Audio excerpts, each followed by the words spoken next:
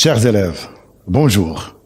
Cette capsule est destinée aux élèves de la deuxième année du baccalauréat sciences économiques et sciences de gestion comptable.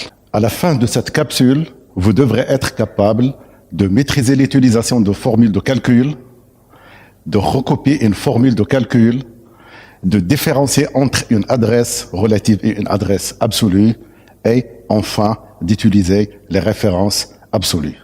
En bref, dans cette présentation, on va traiter essentiellement la saisie et la recopie des formules de calcul et l'utilisation des références absolues.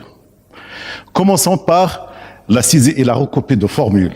Et prenons un exemple. Dans cet exemple, on a un ensemble de données telles que la liste des produits, le prix unitaire, la quantité, voilà. Et elle est demandée de calculer le total. Étant donné que le total est égal au prix unitaire multiplié par la quantité. Alors, quelle est la formule à saisir dans la cellule D2 pour le calcul automatique du total? Alors, pour répondre à cette question, on va réaliser 3 expériences. La première expérience, on va saisir dans la cellule D2. La cellule D2, c'est la cellule, bien sûr, qui va recevoir le résultat du total pour le premier produit. Alors, pour la première expérience, on va saisir dans la cellule D2 10 multiplié par 30. Après validation de cette formule, on constate qu'il n'a pas donné de résultat, c'est-à-dire qu'il reste inchangé. Pour la deuxième expérience, on va saisir la formule suivante dans la cellule D2, c'est-à-dire que dans la deuxième expérience, on a ajouté dans la deuxième formule le signe égal. On va saisir dans la cellule D2 égale 10 multiplié par 30. Après validation de cette formule, alors le résultat obtenu, c'est 300. Et enfin, pour la troisième et la dernière expérience, on va, au lieu d'utiliser les valeurs numériques, on va utiliser les références de cellules. C'est-à-dire, on va saisir dans cette cellule D2 égale à B2, la formule égale à B2 multiplié par C2, avec B2, c'est la référence de la cellule contenant, ou bien la référence de la cellule, bien sûr, contenant le prix du premier produit. Et C2, la référence de la cellule contenant la quantité du premier produit. Donc, après validation de cette formule, on remarque que la troisième expérience, ou bien la troisième formule, a donné aussi le même résultat, 300. Donc, en observant ces 3 expériences, on constate que le signe obligatoire, que le signe égal, il est obligatoire dans une formule. Et sans le signe égal, par exemple, le cas de la première expérience, on n'aboutit pas au résultat attendu. Donc, le signe égal est obligatoire dans une formule. Maintenant, en observant les 2 dernières expériences, elles ont le même résultat, c'est 300, ce qui est normalement juste, parce que pour le prix unitaire du premier produit, c'est 10, multiplié par la quantité 30, ça donne 300. Mais, quelle est la différence entre ces 2 formules? Autrement dit, est-ce qu'il n'y a pas de différence, par exemple, d'utiliser dans la formule, que ce soit les valeurs numériques ou bien les références de cellules, ou bien il y a une certaine différence entre les 2? Pour répondre à cette question, on va essayer de changer l'un des éléments d'entrée de cette formule. Par exemple, on va changer la quantité. Alors, au lieu de 30, on va mettre 20. Et après validation de ces 2 formules, on constate que seule la troisième expérience qui a donné un résultat juste qui est 200. C'est-à-dire seulement la troisième expérience qui a pris en considération le changement qui a été effectué au niveau de la quantité. Tandis que la deuxième expérience, elle n'a pas pris en considération ce changement. Alors, la deuxième constatation qu'on peut constater, que dans une formule de calcul, on doit obligatoirement mettre les adresses de cellules au lieu des valeurs numériques. Donc, on constate premièrement l'importance du signe égal dans la saisie d'une formule. Et sans le signe égal avant la formule, on ne peut pas obtenir le résultat de la formule. La deuxième constatation, une formule fait toujours référence à l'adresse des cellules qui vont servir au calcul et non pas aux valeurs numériques afin de garantir un résultat juste et de pouvoir la recopier. Alors maintenant, on va essayer de voir la démarche à suivre pour saisir une formule. Alors pour saisir une formule, premièrement, ou bien la première étape, on sélectionne la cellule où sera saisie la formule de calcul. Dans notre exemple, on sélectionne la cellule D2. La deuxième étape, saisir le signe égal. Donc comme on a déjà vu, chaque formule de calcul doit obligatoirement commencer par le signe égal. La troisième étape, écrire la formule. Alors seulement une remarque. Alors par exemple, pour écrire cette formule, par exemple B2, alors c'est pas la peine de saisir B2. Alors vous devrez justement sélectionner la cellule B2 au lieu de la saisir, alors pour éviter le risque d'erreur concernant la saisie. La quatrième étape, exécuter la formule en tapant la touche Entrée de votre clavier ou bien vous cliquez sur le bouton Entrée dans Microsoft Excel. La cinquième étape, vous recopiez la formule pour le reste des éléments. Alors maintenant, on va essayer de voir comment recopier une formule. Alors, dans une plage de cellules.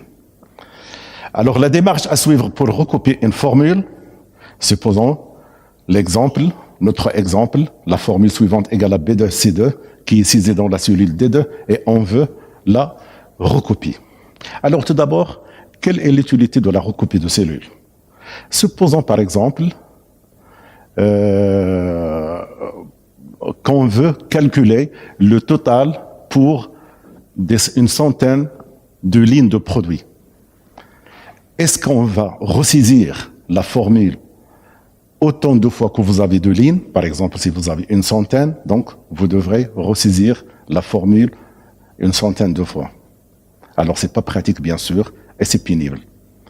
Et c'est là où réside l'utilité de la fonction de recopie de Microsoft Excel et parmi les points forts, bien sûr, du tableur Excel.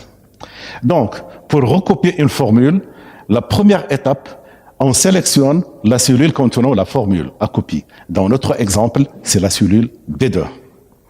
La deuxième étape, on positionne le curseur au coin inférieur droit, ici, jusqu'à ce que le pointeur de la souris se transforme sous forme de plus. Voilà.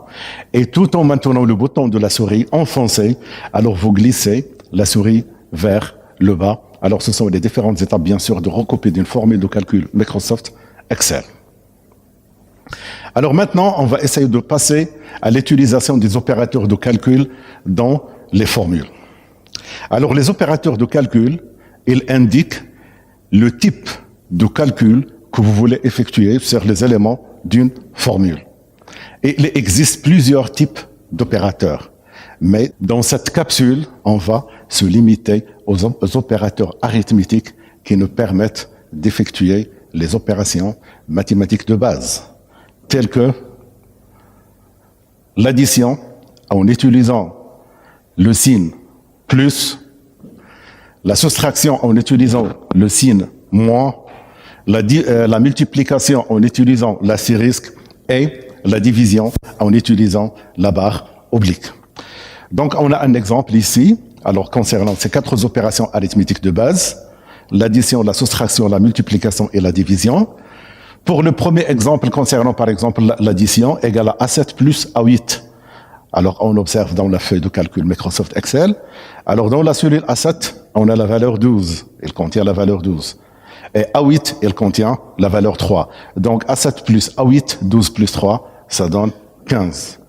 Alors, pour la deuxième, ou bien le second exemple concernant la soustraction, alors toujours A7, mais à cette fois-ci, moins A8. Donc, 12 moins 3, ça donne 9. La même chose pour la multiplication, 12 multiplié par 3, 36. Et la division, 12 divisé par 3, ça donne 4. Alors, maintenant, on va passer aux références absolues et relatives. Une référence relative est une référence qui va varier quand vous allez la recopier. Relative, car les références de la cellule ne sont pas fixées. Exemple de référence relative A1, B1, C12, A4 et ainsi de suite. Alors, par défaut, toutes les références de cellules Microsoft Excel, elles sont des références relatives. On prendra un exemple, l'exemple 2. Alors, dans cet exemple, on a une formule déjà saisie dans la cellule B1. Et dans cette formule, alors on a déjà vu bien sûr qu'une formule commence toujours par le signe égal à A1 plus 5. Avec A1, c'est la référence de cette cellule, et plus 5 que c'est une constante. Alors, si vous copiez la formule égale à A1 plus 5, c'est-à-dire cette formule, de la ligne 1, voilà, la ligne 1, voilà, vers la ligne 2. De la ligne 1 vers la ligne 2. Alors, la formule dans la cellule B2 deviendra A2 plus 5. Et la même chose. Si vous avez copié cette formule qui se trouve dans la cellule B2, c'est-à-dire de la ligne 2 vers la ligne 3, la formule dans la cellule B3 deviendra A3 plus 5. Alors, dans ce cas, alors cette cellule ou bien cette référence de cellule, c'est une référence relative parce qu'elle change avec la recopie. C'est-à-dire, lorsqu'on recopie cette cellule, elle change. Elle ne reste pas, bien sûr, fixe. Alors, pour le résultat de ces différentes formules, alors pour la première formule, alors ça donne 15, la deuxième 16, et la troisième, c'est 17. Et bien sûr, donc pour la première, A1, c'est-à-dire c'est 10, A1 c'est 10, plus 5, ça donne 15. La deuxième, A2, c'est 11, plus 5, c'est 16. Et la troisième, A3, c'est 12, plus 5, ça donne 17. Alors, contrairement aux références relatives, alors les références absolues ne changent pas ou bien restent fixes lorsqu'elles sont copiées. Une référence absolue est désignée dans une formule par l'ajout d'un signe $ avant la colonne et la ligne. Exemple de référence absolue, dans notre exemple A1, c'est une référence absolue, parce qu'elle est désignée par l'ajout d'un $ avant la colonne et un autre $ avant la ligne. Voilà. Pour transformer une référence relative en référence absolue, ou bien pour ajouter un $ avant la colonne et un autre $ avant la ligne, ou bien pour fixer une référence. Elle est très simple.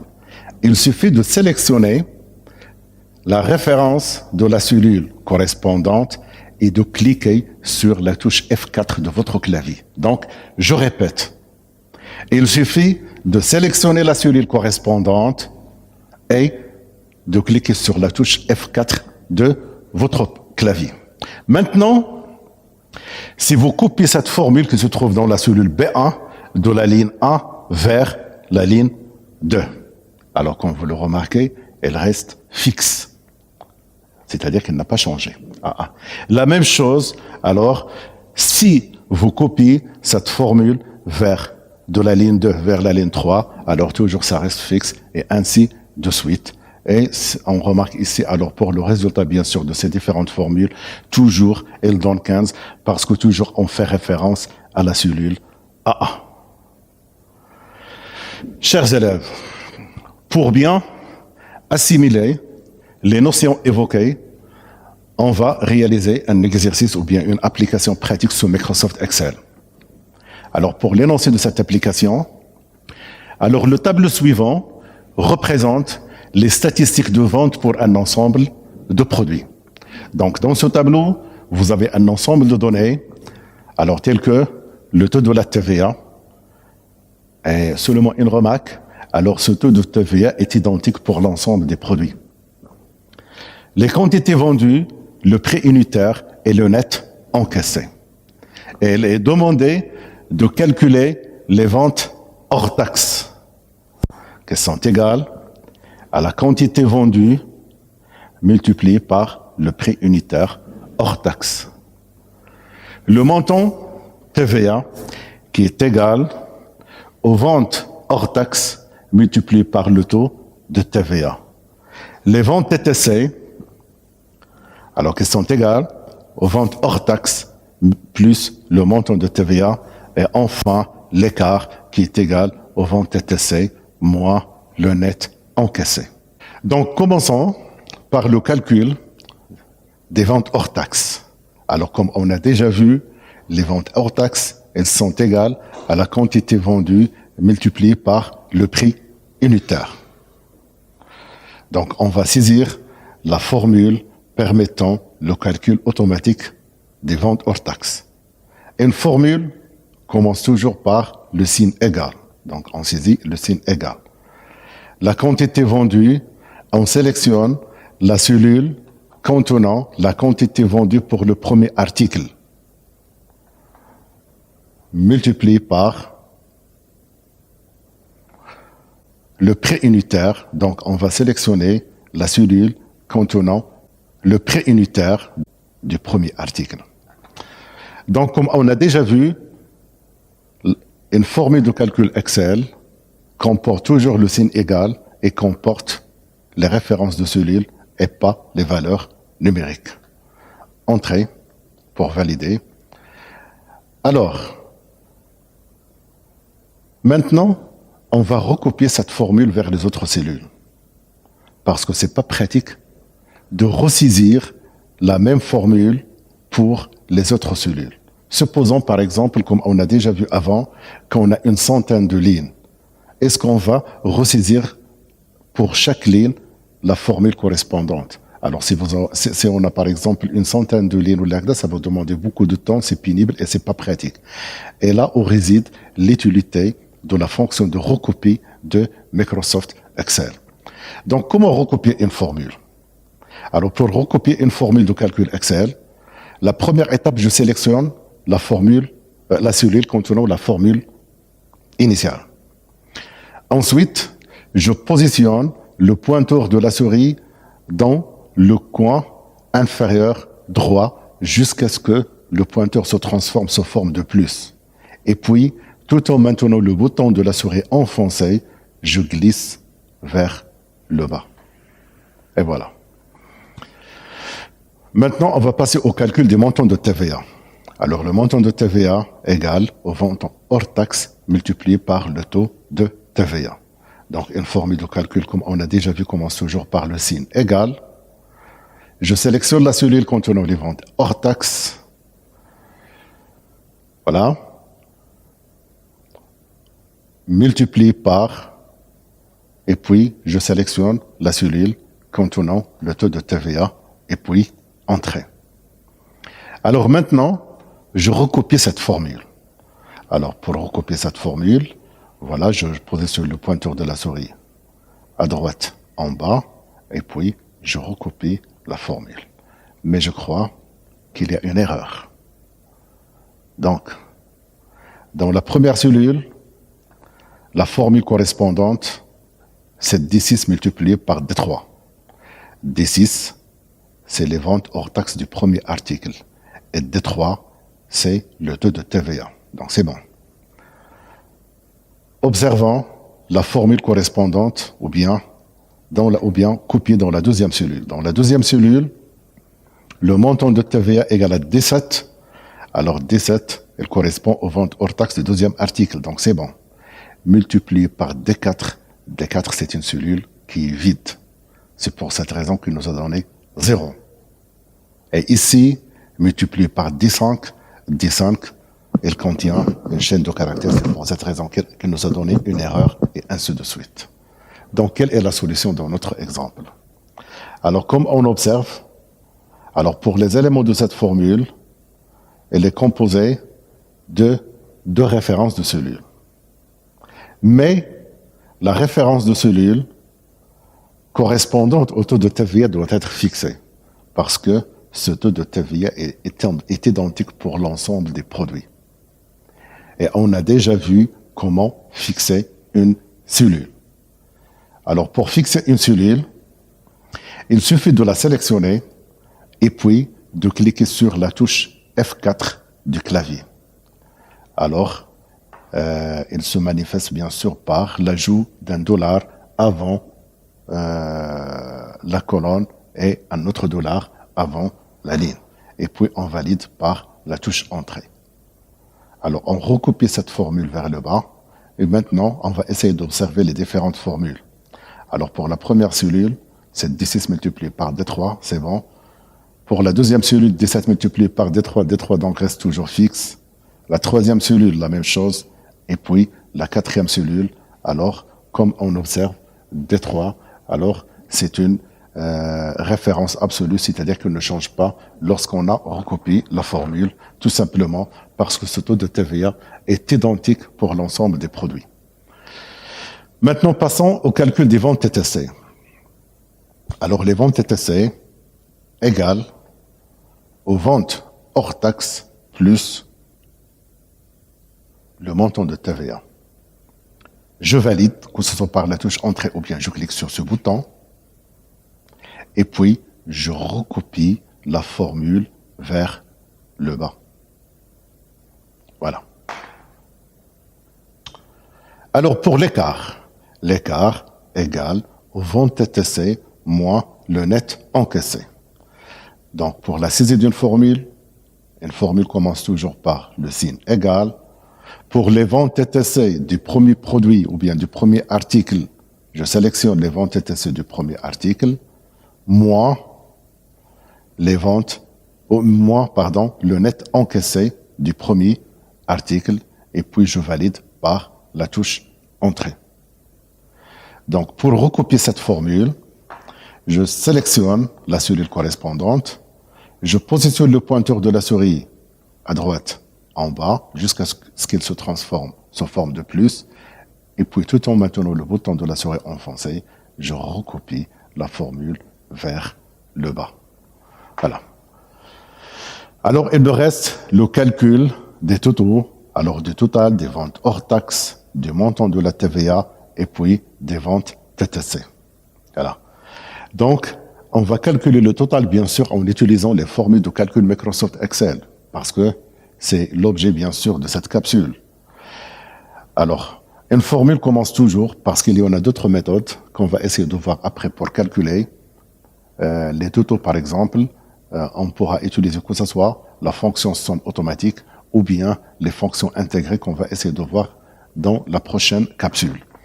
Donc, pour calculer le total en utilisant les formules de calcul, on saisit le signe égal et puis on sélectionne la cellule contenant les ventes hors taxe du premier article plus le contenu de la deuxième cellule plus le contenu de la troisième cellule plus le contenu de la quatrième cellule et puis on valide par la touche Entrée. Voilà. Et si je supprime ces valeurs, voilà. Et j'essaie de recopier cette formule, mais cette fois-ci vers la droite. Voilà. Alors, c'est la même chose. Alors, je positionne le pointeur de la souris dans le coin inférieur droit jusqu'à ce qu'il se transforme sous forme de plus. Et puis, je glisse, tout en maintenant le bouton de la souris, je glisse la souris latéralement. Voilà. C'est la fin de notre séance. À la séance prochaine, Inch'Allah, qui sera consacrée aux fonctions financières et statistiques.